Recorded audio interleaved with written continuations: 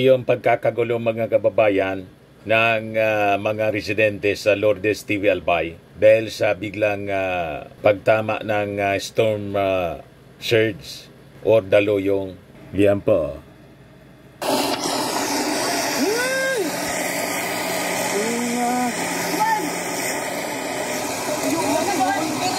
Uy, yan na sa Dakula. Parilipatan na sa mga... Matindi po. Hoy, sabay na mga kayo marami na. Yan ang kaguluhan po. Mayra! Kaya kayong kwapo mga kaya digde. Marami pang tao pala sa barangay. Lumuwas ka. Malapit sa dagat kasi, mga kababayan, at matitigas yung ulo. Kasi kalmado pa yung panahon dito sa amin sa Albay, pero yung dagat po, umaalsa na po yung dagat. Tingnan ninyo po ito, mga kababayan. Ararom talaga iyan. Malalim. Ay, naglipat na si mama mo, suaki, sa tugang mo. Sain, natay kaya ang kapadigde.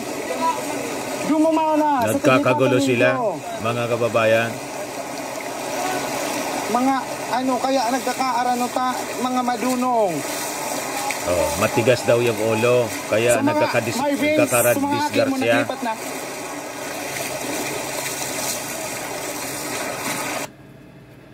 Inabot na po yung bahay. So kailangan sila talaga lumikas.